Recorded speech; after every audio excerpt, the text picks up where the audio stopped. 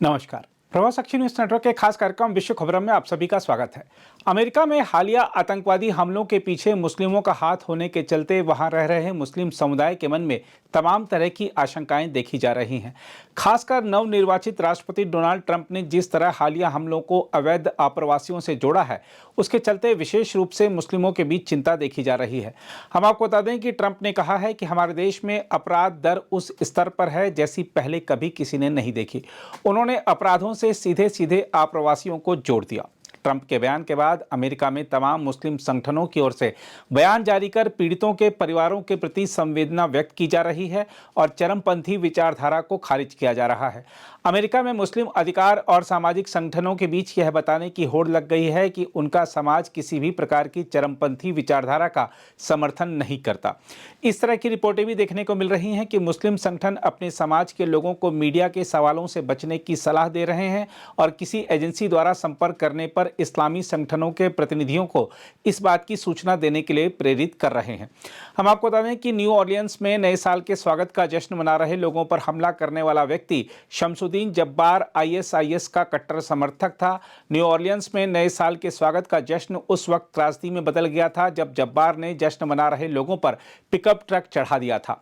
इस घटना में 14 लोगों की मौत हो गई थी और 35 अन्य घायल हो गए थे। आरोपी टेक्सास राज्य का 42 वर्षीय पूर्व सैनिक था और वह स्थानीय पुलिस के साथ मुठभेड़ में मारा गया। बताया जा रहा है कि जब्बार ने इस्लामिक स्टेट के प्रति निष्ठा की प्रतिज्ञा ली थी और ऐसा प्रतीत होता है कि उसने एक रिकॉर्डिंग की थी जिसमें उसने संगीत, ड्रग्स और शराब की निंदा की थी। जब्बार अफगानिस्तान में भी सेवाएं दे चुका है। इस मामले की जांच का काम एफबीआई ने संभाल लिया है और उसने इसे एक आतंकवादी हमला करार देते हुए विभिन्न कोणों से इसकी जांच की बात कही है। एफबीआई के उप सहायक निदेशक क्रिस्टोफर राय ने एक संवाददाता सम्मेलन में कहा कि यह पूर्व नियोजित और एक दुष्ट कृत्य था। उन्होंने कहा कि जब्बार इराक और सीरिया में लड़ाकों वाले आतंकवादी समूह इस्लामिक स्टेट से प्रेरित था।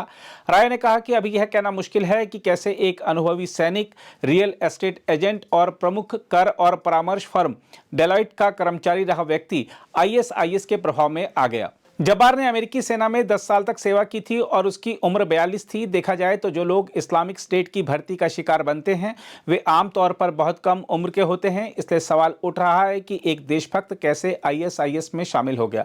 हम आपको बता दें कि अमेरिकी नेतृत्व वाले गठबंधन के निरंतर सैन्य अभियान से इस्लामिक स्टेट काफी कमजोर हो गया है। फिर भी इस्लामिक स्टेट ने सहानुभूति रखने वालों की ऑनलाइन भर्ती जारी रखी है।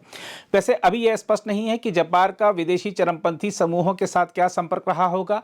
अमेरिकी अधिकारियों और अन्य विशेषज्ञों का कहना है कि इराक और सीरिया में 2014 में अमेरिका के नेतृत्व वाले सैन्य गठबंधन के हाथों खिलाफत खोने के बाद से इस्लामिक स्टेट अपनी अधिकांश भर्ती ऑनलाइन चैट रूम और एन्क्रिप्टेड संचार ऐप्स पर करता है।